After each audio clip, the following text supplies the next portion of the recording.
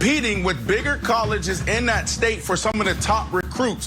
So if Prime goes in there and do a great job, this could potentially change the landscape of college football. You got to think, if you're in that state right now, you got to be like, I got to compete against Prime. Prime's going to be in the living room of some of these parents and these top athletes. This is a dangerous situation if I'm a coach in that state right now. I wish he was playing. Kevin, Zay Jones on the hands team. Okay. So, Jenna, I'm a big fan of celebrations. And if a wide receiver, how you reach out to Brandon for tips on, how to become a better player, reach out to me for celebration. Brandon, you can pass my number along. Because there's nothing I like least in this world than mimes. There's no reason to pantomime the hand sanitizer. You had an opportunity to stash a little hand sanitizer in your pants, take it out, and then you can have a T.O. Sharpie moment. That's a penalty. I don't care. It's an iconic moment. I know you can't stash a whole surfboard in the stands as you want to pretend to surf or a bowling ball, but you could certainly get some hand sanitizer, and they wouldn't penalize you. You'd be like, I'm being safe. What are you talking about? You're finding the coaches for wearing masks. You're going to fine me for hand sanitizer? It was a missed opportunity. Terrible decision by the Raiders. All right, Nick, the rarely discussed GOAT debate. Yeah, so listen, LeBron's about to win ring number 4.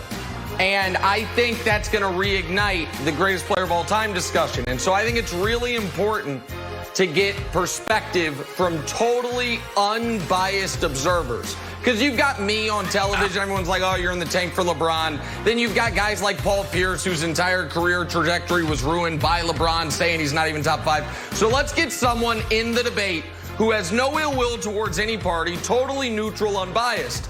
Enter Isaiah Thomas. Isaiah Thomas came out and said LeBron has a chance and he believes will become the GOAT, surpassing Kareem Abdul-Jabbar. So Isaiah Thomas is saying Michael Jordan is not 1, not 2, but 3 on the all-time list, and LeBron is coming for the number 1 spot. And if there's anyone, Jenna, we can trust to be totally fair and balanced on any Michael Jordan discussion, it's my great friend Isaiah Thomas. So good take by Z, and we need more of this in the coming days. All right, Wake Forest played Duke yesterday, little women's soccer. Oh, no. I never understood the expression, the agony of defeat. All these years, I thought it was agony of defeat. It's actually the agony of defeat as Tony LaDue's Wake's head coach gets his foot caught in a milk crate. Look, look at the girls on the team. They're obviously humiliated for him. But what does he do? I'm just gonna sit down, take a load off. I've been standing a long time. This is where I wanted to be. He plays the whole thing off like he doesn't have a gigantic, ill-placed milk crate on the sideline, stuck to his feet. So my takeaway now that I know is the agony of the feet. Now I fully understand. All right. Let us take a turn, talk about what is going on down in Philadelphia. 2 games played, 2 games lost.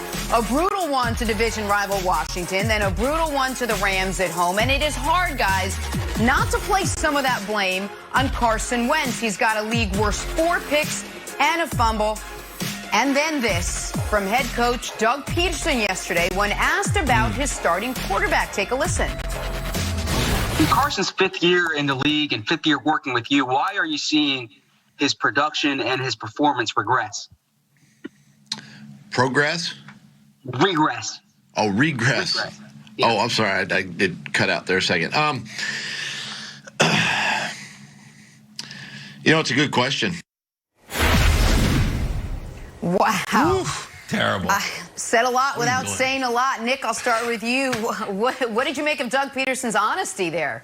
Oh, man. Caught him off guard. I love that. I loved it because Brandon, he betrays his whole feelings by his reaction when he thought the questioner said progress. He's like, wait, progress? Yeah. Oh, regress? Okay, we're on the same page here. Yeah. He's not as good as he used to be. All right, I just want to make sure we all agree here. He used to be awesome, and now he kind of stinks, and it bothers me too. And so this is the $128 million question for the Philadelphia Eagles. Brandon, what's happened to their quarterback? In 2017, he was an A-plus player until he got hurt against the Rams. In 2018, his numbers were good, but he only played 11 games, and they were 5-6 in those 11 games. So he was like a B-level player. Last year, he played the whole season, but didn't play very well. We blamed his receivers. He was like a B- C+ player. This year, he's been a barely passing student at best. He already has 4 interceptions. The team has been outscored 64-19 over their last 91 minutes of football. And a lot of it, that interception we just showed, Brandon, was when they had come back in that game. They were down 5. Chance to take the lead, not that pick, but the one in the end zone. And he throws this pick in the end zone. Like, I don't know what's wrong with Carson Wentz, but he certainly is regressing, and his coach knows it. No, I love the honesty, but I don't think that was smart for him to do that publicly. I think, he was being transparent. I think, a lot of people in that organization, from what I'm hearing, they don't really know. They don't know why things are shaping out the way they are. But when you really look at it, look at Carson Wentz. Is there some things he can change? Yes. From a fan's perspective, you can see that he's sloppy in the pocket. You can see that his base is wide at times, causing him to throw the ball high. But when you see the big picture, then you understand that it's not all on him. You look at the young, poor wide receiver play. You look at the veteran play, it's inconsistent. They lack effort at times in D-Jack, and then also Whiteside, you can say, is worse. Offensive line, they're banged up. He has 4 or 5 guys that's just banged up or not even in the lineup. Another guy added to IR. So as a quarterback, what you want when you drop back, or before you even drop back, when you get to the line, you want to get your team in the right play. You want to set the protection. Okay, I know my backside is covered. I know if this nickel and this wheel and this front side comes, my running back will pick that up, so I'm good there. So when I drop back, all I'm looking at is it 1 high or 2 high, 3 high, 4 high? Is it cover 8? And where do I go with the ball? And is my wide receivers getting their depth? Are they where they're supposed to be? So when you look at all of that, I'm not shocked that Carson is struggling because, 1, they can't protect him. So, of course, his feet is going to be sloppy in the pocket. And 2, he doesn't have good wide receiver play. So he's trying to do too much. I said it week 1. All you got to do is hand the ball off, settle this young man down, get this running game going so it can help this struggling quarterback and this struggling unit, because he's trying to do too much right now. But it's not just him. This is a unit issue, not a Carson Wentz issue.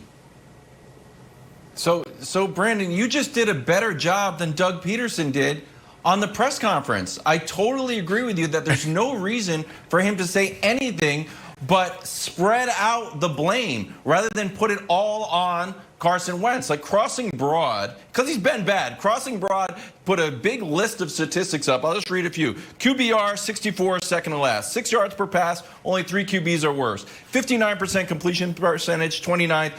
8 sacks, tied for most. 20 off target, tied for most. Yeek. But listen, if you're not going to Jalen Hurts, then just say what Brandon's going to say. If you are ready to go to Jalen Hurts, then you can start, planting the seeds and hey, I don't know, regress, progress, I don't know what's going on. I'm just the coach. But if you're sticking with Carson Wentz, then, Nick, I think there's a responsibility to build the guy up. Go ahead, Jenna. Yeah, Is this now a Jalen Hurts conversation? Are these the early rumblings of a potential quarterback controversy in Philadelphia, Nick? I don't believe that it's that at all. They're committed to Carson.